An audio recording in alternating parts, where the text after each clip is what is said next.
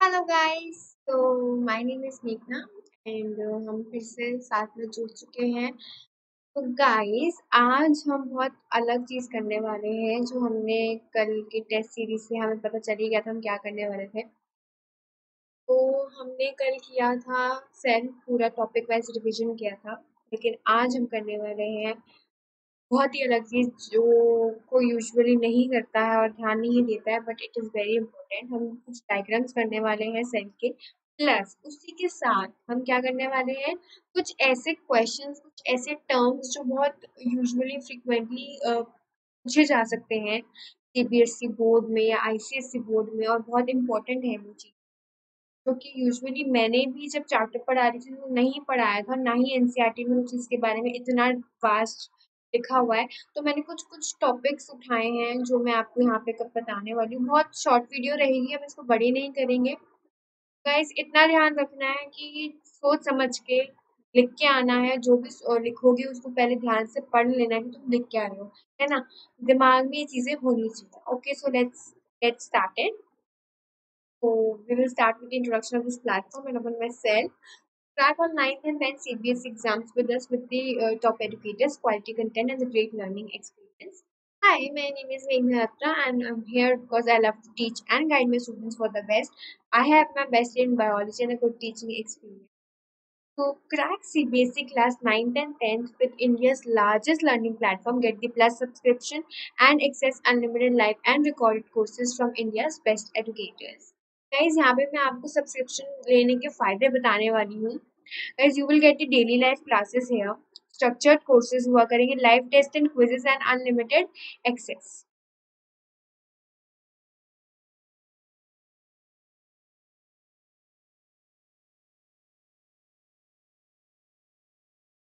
Guys, you will get the daily life classes, structured courses, live test and quizzes and unlimited access. Daily life classes में क्या होगा, आपको आप हमारे educator के साथ चैट कर सकते हो, डिस्कशंस में एंगेज हो सकते हो, प्लस अपने डाउट्स पुट ऑन कर सकते हो। आंसर एंड पोल्स भी हुआ करेंगे जब हमारी क्लास चल रही हो। ठीक है, लाइव टेस्ट एंड क्विजेस भी हुआ करेंगे जिसमें आप हमारी क्विजेस को इवैल्यूएट कर सकते, आपकी हम आपकी प्रिपरेशन को इवैल्यूएट कर सकते हैं बाय टेकिंग मंथली और वीकली मॉक टेस्ट।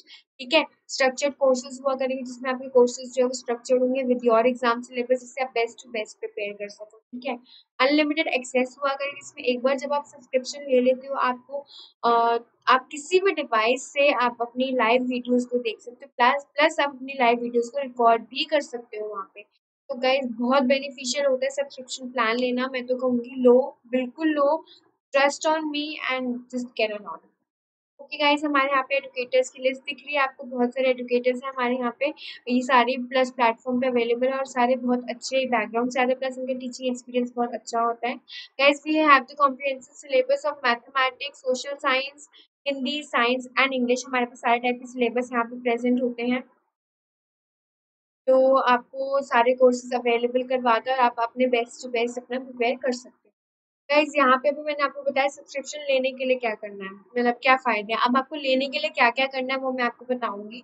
आपको अनअकैडमी लर्निंग ऐप को डाउनलोड करना है फ्रॉम द ऐप स्टोर और द प्ले स्टोर। आपको यहाँ पे फिर दिखा जाएगा get subscription chat with us. आप कोई भी ऑप्शन प्रिवेल कर सकते हो, पर अगर मैं आपको भी सिखा रही हूँ तो go with this, get the subscription. उसके बाद आपके पास यहाँ सब्सक्रिप्शन की लिस्ट दिख जाएगी जिसमें 1 मंथ को आपको 2250 पे करना होता है। इट्स फॉर क्लास 9, 10, 11, 12 सब्सक्रिप्शन, और ये क्लास 10, 11, 12 की सब्सक्रिप्शन है। ठीक है, सो अब 9th क्लास की तो मैं डिस्कस कर रही हूँ। 6 मंथ्स का 33% ऑफ मिल जाता है और आपको यहाँ पे 9000 रुपीज़ पे करने होते हैं। ठीक है, 12 मंथ्स का प्लान लेते हो तो आपको 50% ऑफ मिल जाता है, विच इज़ वेरी गुड यार। 50% ऑफ मिल रहा है आपको 1 ईयर के लिए और 13,500 पे करने होते हैं बस। बस इतने ही पे करने हैं। 24 मंथ्स में आपको 58% ऑफ मिल जाता है और 22,500 पे करने होते हैं। जैसे-जैसे आप मंथ इंक्रीज़ करते हो वैसे-वैसे आपके ऑफ बढ़ते रहते हैं। लाइक 48 मंथ्स में आपको 67% ऑफ मिलता है और आपको ऑल ओवर पे करने होते हैं 36,000 रुपीज़। गाइस कोई भी सब्सक्रिप्शन प्लान लो, मैं ये कहूँगी कि यहाँ पे अगर आप चेक करना चाहते हो कि आपका एडुकेटर आपको कैसे पढ़ा रहा है या कैसे पढ़ाना चाहता है वो, तो आप क्या कर सकते हो, आप अनअकैडमी लर्निंग ऐप को डाउनलोड करके आप हमारी सारी स्पेशल क्लासेस ले सकते हो। It's a free of cost. Special classes लेने में कोई आपके पैसे नहीं लगते गाइस। वहाँ पे आपको हम पढ़ाते हैं, सारे सिलेबस करवाते हैं विद फ्री ऑफ कॉस्ट। आप वहाँ पे आ सकते हो, अनअकैडमी लर्निंग ऐप को डाउनलोड करो, किसी भी एजुकेटर का प्रोफाइल सर्च करो और उसकी वीडियो जाके देख लो, जो भी टाइम उस पे अवेलेबल होगा, किस टाइम पे उनकी स्पेशल क्लास है। गाइस बहुत बेनिफिशियल है Unacademy app, seriously just trust me guys, okay. उसके बाद कोई भी सब्सक्रिप्शन प्लान लेते हो गाइस आप, तो आप लास्ट में मेरा प्रोमो कोड यूज कर सकते हो। वहाँ पे पूछेगा do you have any referral code, you can say that मेघना is your referral code, MEGHNA is my name only.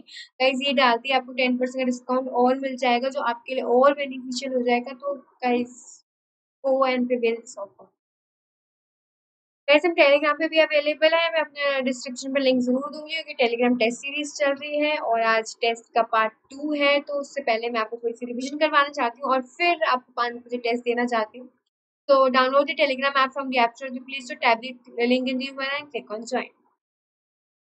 तो गाइज यहाँ पे हम करने वाले हैं डायग्राम्स एंड इम्पोर्टेंट क्वेश्चंस, जो यूजुअली पूछे जा सकते हैं वो इम्पोर्टेंट क्वेश्चंस क्या है, और जो डायग्राम्स पूछे जा सकते हैं। हम इस वीडियो को बहुत बड़ा नहीं बनाएंगे, छोटी सी वीडियो बनाएंगे और एंड कर देंगे फिर, ठीक है। Chapter the fundamental unit of life पे ही हम बात करने वाले, सो लेट्स गेट स्टार्टेड। तो here is the first diagram जो आपको दिख ही रहा होगा यहाँ पे है all over diagram of cell, जिसमें बहुत as you can see is written as very important diagram.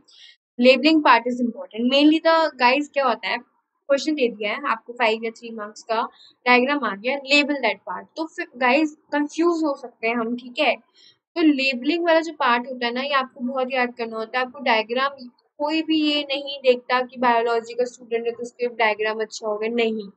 Diagram आप जैसा भी बनाओ, टेढ़ा बनाओ, ऊंधा बनाओ, जैसा भी बनाओ, लेकिन गाइस लेबलिंग सही होनी चाहिए। लेबलिंग जो है वो ही मैटर करती है, ठीक है। तो हम थोड़ी सी यहाँ पे बात कर लेते हैं सेल की, जो हम यहाँ पे बात करने वाले हैं। तो ये आपको पूरा डायग्राम है सेल का, ठीक है। उसके बाद गाइस ये दिख रहा है आपको यहाँ पे, जो ऑल ओवर पार्ट है ये हमारा क्या है, जो आपको एरो दिख रहा है इतना बड़ा, ये हमारा है nucleus. Guys let me change my pen colour that आपको समझ आ जाए।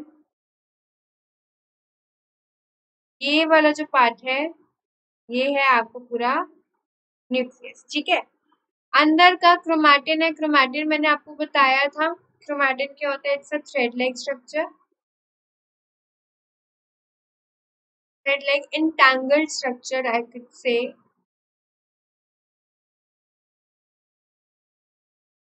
ठीक है। थ्रेड लाइक एंटेंगल स्ट्रक्चर होता है ये, और बहुत ही मतलब डेंस फॉर्म में प्रेजेंट होता है, कुचर मुचर करके पड़ा होता है, देखो यू कैन सी हियर कैसे डेंस फॉर्म में प्रेजेंट है ना गाइस। उसके बाद हम यहाँ पे चेक करते हैं राइबोसोम्स, राइबोसोम्स हमारे प्रेजेंट है यहाँ पे, ओके। माइटोकॉन्ड्रिया है, ओके। गोल्गी एपेरेटस है हमारा, this is also in mitochondria. Lysosomes present है, ये हमारे सेंट्रियोल्स है। न्यूक्लियर पोल्स है, पॉलीराइबोसोम्स है, पॉलीराइबोसोम्स का मतलब नहीं पता होगा, so just skip this part. Rough endoplasmic reticulum, smooth endoplasmic reticulum, यहाँ पे राइबोसोम्स अटैच्ड है ना, you can see the hole like structure. ये जो काला काला आपको दिख रहा है ये क्या है, आपका राइबोसोम्स है, तो इसलिए रफ एंडोप्लाज्मिक रेटिकुलम है। यहाँ पे कुछ भी नहीं है इसलिए स्मूथ एंडोप्लाज्मिक रेटिकुलम है। This is the plasma membrane, ये अपना वैक्यूल हो गया, ठीक है। ये सारी चीजें जो होती है आपकी सेल में प्रेजेंट होती है, और बाहर की जो आउटर वॉल होती है, ये जो बाहर की पूरी आउटर वॉल होगी, इसको हम कहेंगे यहाँ पे सेल वॉल। अगर वो प्लांट सेल की बात कर रहे हैं, अगर एनिमल सेल की बात कर रहे हैं, तो सेल वॉल वहाँ पे नहीं आएगा। ये चीज याद रखना गाइस, ये एनिमल की बात कर रही हूँ मैं यहाँ पे, और ये जो यहाँ पे मैंने बात करी, ये मैंने किसकी बात करी, प्लांट की। तो गाइस ये चीजें जो है इम्पोर्टेंट है, इसको प्लीज याद रखना। लेबलिंग आ सकती है, स्मूथ एंडोप्लाज्मिक रेटिकुलम क्या है, रफ एंडोप्लाज्मिक रेटिकुलम क्या है, वैक्यूल कहाँ प्रेजेंट है, क्रोमैटिन कहाँ प्रेजेंट है। गाइस ये चीजें सच में बहुत इंपॉर्टेंट है, मैं मजाक नहीं कर रही हूँ, बहुत बार पूछी गई है लेबलिंग टाइप की क्वेश्चंस, जो मैंने पार्ट 1 में नहीं लिए, कल सेल का पार्ट 2 है। ऐसा नहीं है कि मैंने सेल का कोई डिवीजन करके पार्ट लिया, नहीं, मैं कोई डिवीजन करके पार्ट नहीं ले रही हूँ। मैंने पहले वो लिया जो बहुत बेसिक क्वेश्चंस थे, कल मैंने बहुत बेसिक क्वेश्चंस दिए थे बच्चों को, जिनसे उनका कॉन्फिडेंस लेवल बढ़े कि हाँ मैम ने ठीक क्वेश्चन दिए। अब मैं वो क्वेश्चन दूंगी जो थोड़े से मुश्किल है और जिसमें थोड़ा दिमाग लगाने की जरूरत है, ठीक है। के बाद मैं आगे बढ़ रही हूँ इसी के साथ गाइज। ये भी एक डायग्राम है जिसमें लेबलिंग के इम्पोर्टेंट है, यहाँ पे फिर से बात कर लेते हैं। ये थोड़ा क्लियर स्ट्रक्चर है, कलर्ड स्ट्रक्चर है। So guys this is the nucleus, you can see here. Endoplasmic reticulum है, स्मूथ और रफ मैं आपको बता चुकी हूँ। दिस इज द वैक्यूल, ये हमारा पूरा वैक्यूल है। वैक्यूल क्या होता है? हमारा स्टोरेज सैक्स, याद है ना? स्टोरेज सैक्स। तो स्टोरेज सैक्स में सारी चीजें स्टोर्ड होती हैं, इसलिए ये रहा आपका वैक्यूल। उसके बाद आपका ये रहा माइटोकॉन्ड्रिया, ये रहा आपका लाइसोसोम्स, अगेन दी माइटोकॉन्ड्रिया। के बाद आपका ये वाला जो है ना, ये जो आपकी बनी हुई है लाइनिंग, ये हो गई आपकी पूरी सेल मेम्ब्रेन और दी प्लाज्मा मेम्ब्रेन, सेल मेम्ब्रेन और दी प्लाज्मा मेम्ब्रेन। ओके, उसके बाद आता है आपका ये जो बाहर का कवर है, ये वाला। ये अभी हमने बात करी थी अंदर की, अब हम किसकी बात कर रहे हैं? बाहर की। तो वो आ गया आपका सेल वॉल।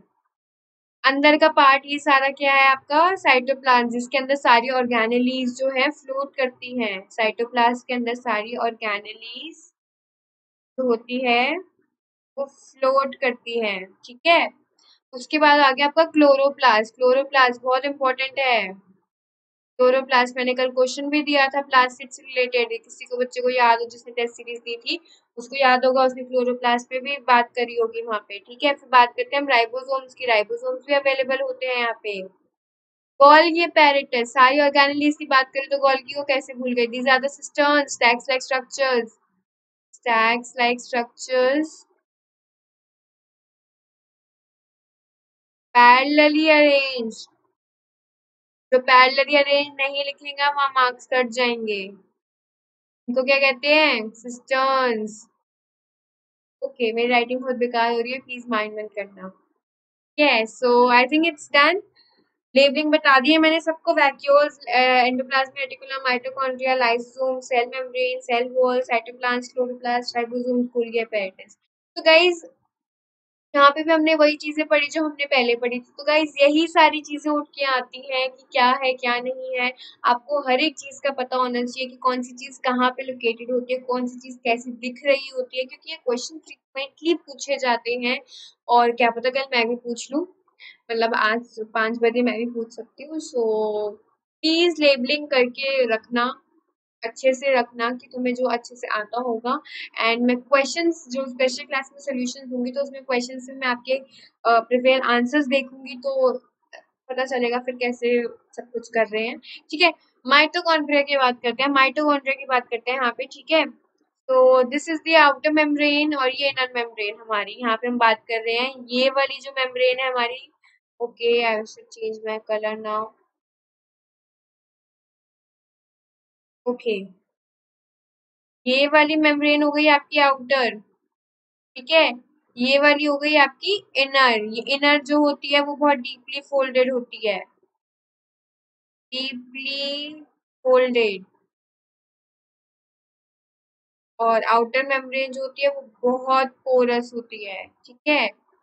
ओके, यहाँ पे हमने बात करी थी माइटोकॉन्ड्रिया के अंदर अपना ही डीएनए, अपना ही राइबोसोम्स होता है, जिसकी वजह से वो अपने प्रोटीन बना रहे होते हैं। तो ये रहा आपका डीएनए जो यहाँ पे प्रेजेंट है, ठीक है। अंदर का फ्लूइड लाइक स्ट्रक्चर्स को क्या कहते हैं हम? मैट्रिक्स।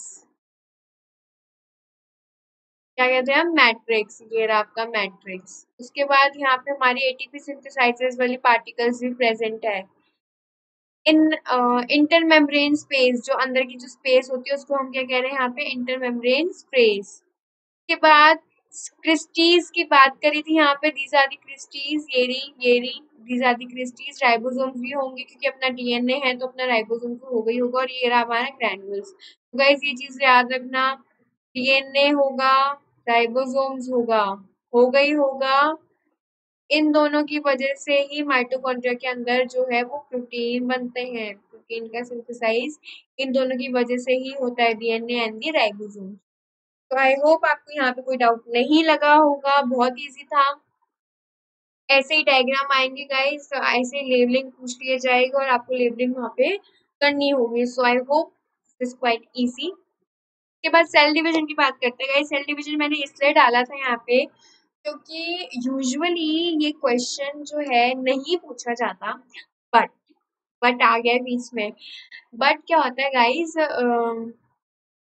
इतना ये वास्ट टॉपिक है सेल डिवीजन, जो हमारी 9th क्लास में नहीं है, लेकिन ये ऐसी चीज है जो आपको पता होनी चाहिए। न्यूक्लियस का कल मैंने क्वेश्चन पूछा था व्हाट इज द न्यूक्लियोइड, और बहुत सी कंडीशन पूछी थी न्यूक्लियस की। तो वहां पे आपने बात करी थी कि क्रोमोसोम्स का डिफरेंशिएशन, क्रोमैटिन, ये सारी बात करी थी। तो वहां पे सेल डिवीजन की भी बात होनी चाहिए अगर हम बात कर रहे हैं प्रॉपरली, लेकिन हम करते नहीं है क्योंकि we are in 9th class. So guys थोड़ा सा पता भी हो जाएगा तो कोई आपका डिस्काउंट तो है नहीं। तो गाइस थोड़ा सा डीएनए रेप्लिकेशन की बात कर लेते हैं। Guys this is the parent cell, ये पेरेंट सेल है हमारा। ये आपकी हो रही है डीएनए रेप्लिकेशन, ठीक है।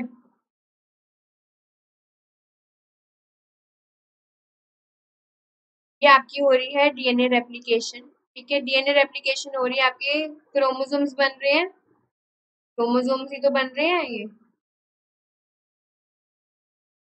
ये जो मैं बना रही हूँ, दीज आर द क्रोमोसोम्स। ये सेपरेट हो रहे हैं टू डॉटर सेल्स में, ठीक है। 12 pair, totally 24 pairs of chromosomes are present,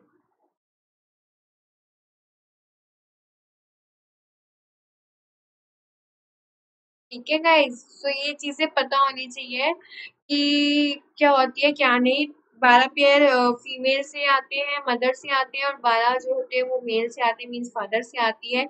x और वाई मैं गाइस थोड़ा सा यहाँ पे आपको बता देती हूँ, पता होना चाहिए। ओके, तो फादर एंड मदर, मैं यहाँ पे थोड़ी सी सेक्स डिटर्मिनेशन की बात करने वाली हूँ यहाँ पे। गाइस तो क्या होता है, मेल का साइन ये होता है और फीमेल का साइन ये होता है, अगर किसी को पता हो। These are the scientific science of male and the female, ठीक है गाइस। तो क्या होता है, मेल के पास, फादर के पास दो टाइप्स के वहाँ पे हमारे पास जीन्स होते हैं, बाय, ठीक है, और मदर पे होता है एक्स। अभी मैं दो की बात नहीं कर रही हूँ, अभी मैं नॉर्मल बात कर रही हूँ कि मदर के पास एक्स होता है और फादर के पास वाई होता है, ठीक है। तो गाइस क्या होता है, जब हम दो की बात करते हैं यहाँ पे, जब हमें सेक्स डिटर्मिनेशन की बात करनी होती है, तो एक्स वाई एंड मदर के पास एक्स एंड एक्स। मदर के पास वाई जीन नहीं होती है, ये चीज याद रखना। वाई जीन जो होती है वो मदर के पास नहीं होती है, फीमेल के पास वाई जीन नहीं। ओके, तो जब सेक्स डिटर्मिनेशन होता है, इनकी क्रॉसिंग ओवर होती है। क्या होती है इनकी? Crossing over. अब इसको एक्स मत समझ लेना, ये क्रॉसिंग ओवर है, ठीक है। इसका मतलब क्या है आपका? क्रॉसिंग ओवर मतलब कि इंटरकोर्स, ठीक है। इंटरकोर्स में क्या होता है, अगर y को हम x से करें क्रॉस, तो आपका क्या बनेगा हैबिट? वाई एक्स, ठीक है। y को फिर हम x से करें दूसरे वाले x से, तो यहाँ पे क्या बनेगा? Y X. अब x को x से करें तो क्या बनेगा? एक्स एक्स, और x को x से करेंगे तो क्या बनेगा? ठीक है। तो गाइज ये जो दो होते हैं जिसमें वाई जीन आ जाते हैं, it denotes for a little boy, okay, and this x x denotes for a little girl. तो ऐसे बॉय और ऐसे गर्ल प्रेजेंट होते हैं, डिपेंड करता है फादर का कौन सा जीन जो है, कौन सा क्रोमोसोम जो है वो मदर के अंदर आया है, ठीक है। इंटरकोर्स के बाद कौन सा जीन मदर के अंदर आया है वो डिसाइड करता है कि बेबी वाज अ बॉय और अ गर्ल, ठीक है। ये चीजें पता होनी चाहिए गाइस, क्योंकि डीएनए में मेरे से बहुत बच्चों ने पूछा भी था कि मैम हमें ये क्लियर कर दो। जब मैं स्पेशल क्लासेस ले रही थी तब मैंने कहा था मैं अभी नहीं क्लियर करूंगी क्योंकि अभी हम 9th का प्रॉपर टॉपिक कर रहे हैं, बट हम जब कुछ अब एक्स्ट्रा बात कर रहे हैं तो हम यहाँ पे ये चीजें क्लियर करेंगे। Guys this is the main division of father और मदर, जिसके बीच में इंटरकोर्स करने के बाद बेबी और बॉय की वजह से हमें क्या होता है, यूजुअली बोला जाता है कि मदर पे डिपेंडेंट होता है, but this is very wrong. Father पे डिपेंडेंट होता है whether it was a boy or it was a good. So I hope आपको समझ आया होगा। ऐसे ही डीएनए रेप्लिकेशन होता है, ऐसे ही जीन्स कंडक्ट होती है, और ऐसे ही आपको वहाँ पे आपको डिवीजन और नया जनरेशन, न्यू जनरेशन मिलता है। सो आई होप आपको यहाँ पे सेल डिवीजन कुछ कुछ बेसिक पार्ट समझ आया होगा। इतना ही समझ, जितना थोड़ा ही समझा है ना उतना भी बहुत है गाइज, क्योंकि इस लेवल पे इतना काफी है। ओके, उसके बाद हम आगे बढ़ते हैं। एक वर्ड आता है मेम्ब्रेन बायोजेनेसिस। मेम्ब्रेन बायोजेनेसिस का क्या मतलब है? यहाँ पे दिमाग थोड़ा हिलने लग गया यार, ये तो कभी सुना ही नहीं था। कोई नहीं, हम बैठे हैं, हम बताएंगे मेम्ब्रेन बायोजेनेसिस क्या होता है। Okay, process of plasma membrane का फॉर्मेशन। जब प्लाज्मा मेम्ब्रेन बन रहा होता है, ठीक है, अभी हमने जब सेल की बात करी थी तो वहां पे हम बात कर रहे थे कि ये प्लाज्मा मेम्ब्रेन है, सेल मेम्ब्रेन है, आउटर कवरिंग होती है, बस ये पता है। पर आउटर कवरिंग भी तो बनी ही होगी ना। उस फॉर्मेशन को, जब वो फॉर्म हो रहा है, उस प्रोसेस को क्या कहलाते हैं? उस प्रोसेस को कहते हैं membrane biogenesis. Process of plasma membrane is called the membrane biogenesis. क्या होता है? प्रोसेस ऑफ प्लाज्मा मेम्ब्रेन का फॉर्मेशन। क्या किसका formation? Plasma membrane. Plasma membrane को हम और क्या कहते हैं? जो मेरे साथ पढ़ रहे होंगे वो बोल रहे होंगे, cell membrane.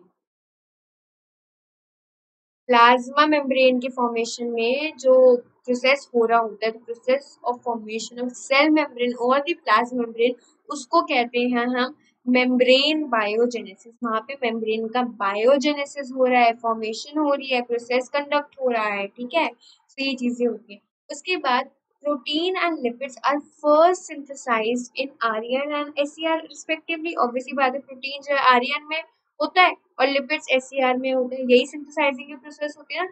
Then it is transported into Golgi apparatus for the modification. यहाँ पे अभी आपका प्रोसेस बन रहा है प्लाज्मा मेम्ब्रेन का। एक मिनट, प्लाज्मा मेम्ब्रेन का फॉर्मेशन हो रहा है, ठीक है, फॉर्मेशन के बाद क्या होती है आपकी मेम्ब्रेन बायोजेनेसिस, है ना। मेम्ब्रेन बन रही है, उसके बाद क्या होता है? आपकी प्रोटीन और लिपिड का सिंथेसाइज हो रहा है, ठीक है। किसमें हो रहा है? ये एंडोप्लाज्मिक रेटिकुलम में हो रहा है। वहां से जब सिंथेसाइज हो जाता है, फिर वो कहाँ जाता है? गोल्गी apparatus में फॉर द मॉडिफिकेशन। यहाँ पे बात करिए, then transport in Golgi apparatus for the modification, ठीक है। उसके अंदर कोई एंजाइम्स होते हैं, प्रेजेंट होते हैं वहां पे गोल्गी से आगे जाके। जो हम बात करें यहाँ पे लाइसोसोम्स की, ठीक है, यहाँ पे कोई एंजाइम्स प्रेजेंट होते हैं जो गोल्गी में आगे हेल्प करते हैं फॉर द मॉडिफिकेशन और द स्टोरेज। वहां पे कौन सा यूज होता है? लाइसोसोम्स यूज होता है। फिर जाके हमारे यहाँ पे मेम्ब्रेन बनता है। कौन सा मेम्ब्रेन बनता है? हमारा पूरा प्लाज्मा मेम्ब्रेन बनता है, या तो सेल मेम्ब्रेन कहते हैं। कुछ वेसिकल्स की जरूरत होती है यहाँ पे। तो इस पूरे प्रोसेस को क्या कहते हैं? Membrane biogenesis. Membrane biogenesis mainly, ये भी अगर इतना बड़ा फ्लोचार्ट नहीं भी बनाओगे तो भी चलेगा, बट इतना याद रखना गाइस, मेम्ब्रेन बायोजेनेसिस क्या होती है? प्लाज्मा मेम्ब्रेन की फॉर्मेशन को हम मेम्ब्रेन बायोजेनेसिस कहते हैं। क्या कहते हैं? प्लाज्मा मेम्ब्रेन का जो प्रोसेस हो रहा है फॉर्मेशन का, उस प्रोसेस को कहते हैं मेम्ब्रेन बायोजेनेसिस। प्लाज्मा मेम्ब्रेन और the cell membrane, protein lipid synthesise हो रहे हैं ईआर में। ईआर से मतलब एसईआर और आरईआर में हो रहे थे, वो दोनों कहाँ के पार्ट्स है? ईआर के पार्ट्स है। फिर वो गोल्गी apparatus में जाता है मॉडिफिकेशन के लिए, ठीक है। तो गाइस इस चीज को याद रखना, it's a membrane biogenesis. I hope आपको ये चीज समझ आ गई होगी। आगे बढ़ रही हूँ मैं इसके साथ। एक वर्ड यूज होता है यहाँ पे हमारा, एस्टर्स। एस्टर्स क्या है यार? एस्टर्स तो हमने सुना था, एक पिंकिश कलर का फ्लावर होता है, बड़ा ही सुंदर सा होता है। एस्टर्स यूजुअली यही सुना होगा। अगर किसी ने एस्टर्स नहीं सुना होगा तो आप मेरी वीडियो को स्टॉप करके गूगल करोगे तो आपको सबसे पहले एस्टर्स लिखोगे तो आपको एस्टर्स के फ्लावर्स दिखेंगे। वो यूजुअली आपको एस्टर्स का मतलब नहीं दिखेगा, ठीक है। तो एस्टर्स जो होता है वो सेल डिवीजन के वक्त जो होता है वो काम आता है। I will tell you, cell division के वक्त वो काम आता है। सेल डिवीजन के वक्त काम क्या आता है? मतलब it's a shape. Aster is like a shape, ठीक है। वहां पे हमारी शेप की बात होती है। गाइस यहाँ पे क्या होता है जब चीजें मैं इतना डिटेल तो नहीं बता सकती, पर माइ माइटोसिस और मियोसिस, ये दो टाइप के सेल डिवीजन के रूप होते हैं जो हम डिटेल में पढ़ते हैं, ठीक है। और जब आगे डिटेल में पढ़ोगे तो इनके पार्ट होते हैं which is known as the, अगर मैं बताऊं यहाँ पे, the protein, zygotin, pachytene, diakinesis, ये ऐसे ऐसे करके पार्ट्स होते हैं इसके जो आपको यहाँ पे प्रॉपर करना होता है। और एक और था लिप्टोटीन। तो लिप्टोटीन पहला होता है leptotene, zygotene, pachytene, diplotene and the diakinesis. These are the 5 points. मैंने थोड़ा मिसअरेंज कर दिया लेकिन 1 2 3 4 5 करके सही लिखा है। सो leptotene, zygotene, pachytene, diplotene and the diakinesis, these are the processes which are formed in the part of this। तो इसी में ही एस्टर का फॉर्मेशन होता है, इसी में क्रोमैटिड का सेग्रीगेशन, मतलब कि बहुत कंफ्यूजिंग हो रहा है होता है, बट आपकी बुक में नहीं है ये सारी चीजें, बट मतलब तो पता होना चाहिए ना गाइस, क्योंकि कोई भी क्वेश्चन कहीं से भी उठ के आ जाए तो तुम्हें क्या लगता है कि तुम्हें वहां पे आ जाएगा एकदम से कि हाय माता रानी आ गई और बता दी सब कुछ। ऐसा कुछ भी नहीं होता, हमें खुद समझ के करनी पड़ती है चीजें।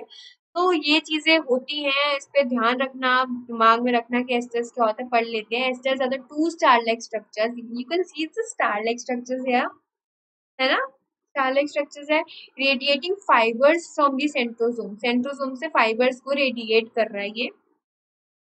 ठीक है।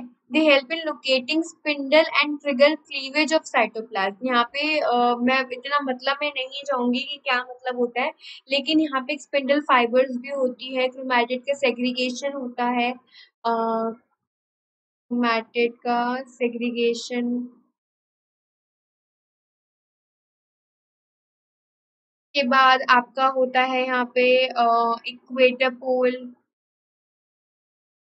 गाइस ये सब जो है 11th में आता है आपका, 9th में बिल्कुल भी नहीं है, 10th में भी नहीं है। तो इतना याद करना, एस्टर्स होते हैं शेप लाइक स्ट्रक्चर्स होते हैं, स्टार लाइक स्ट्रक्चर्स। ठीक है, ये क्या करते हैं, रेडिएट करते हैं फाइबर्स को फ्रॉम दी सेंट्रोसोम्स। बस इतना याद रखना है एस्टर्स के लिए, पता होना चाहिए मतलब क्या है। बट बहुत वास्ट टॉपिक है एस्टर्स भी, अगर मैं बताने लग जाऊँ तो पूरी क्लास चली जाएगी, 2 3 घंटे चल जाएगी, फिर भी एस्टर्स का टॉपिक खत्म नहीं होगा। बहुत वास्ट टॉपिक है कि ये अपने आप में ही सेल साइकिल, सेल डिवीजन सब इन्वॉल्व कर देता है। ठीक है, और सारी प्रोसेसेस आ जाती है, एनाफेज, मेटाफेज, टीलोफेज, ये सारी प्रोसेसेस आ जाती है जो बहुत कंफ्यूजिंग हो जाता है।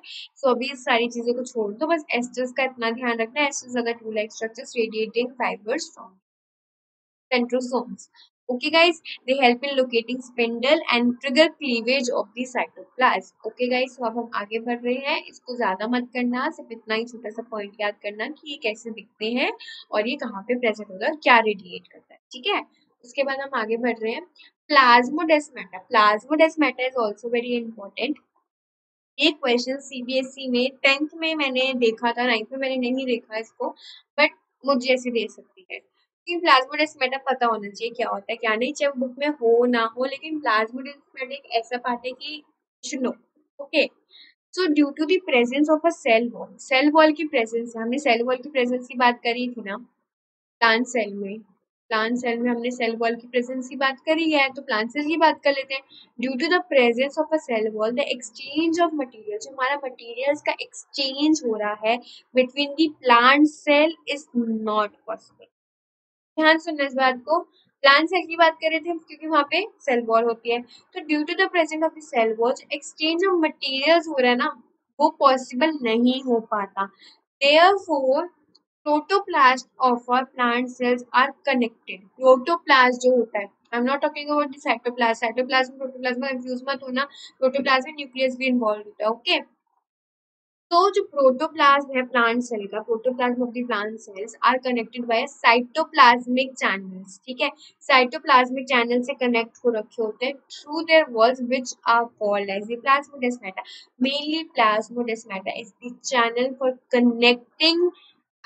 connecting and for the exchange of materials from the plant of for inside to the outside of the cell. Okay, so this is the mainly the connectivity channel। हम प्लाज्मोडेस्माटा को connectivity channel कह सकते हैं जो exchange of material में काम करता है, जो इधर से उधर एक्सचेंज करता है हमारे मटेरियल्स को from the in to the out of the cell.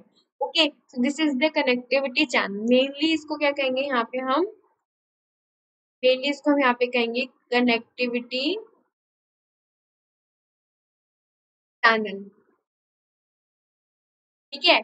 These channels are used for the exchange of materials between two cells के बीच का जो exchange of materials है वो कौन करवाता है? प्लाज्मोडेस्माटा। किसमें हो रहा है प्लाज्मोडेस्माटा? सेल वॉल में, सेल वॉल के प्रेजेंस में होता है ये।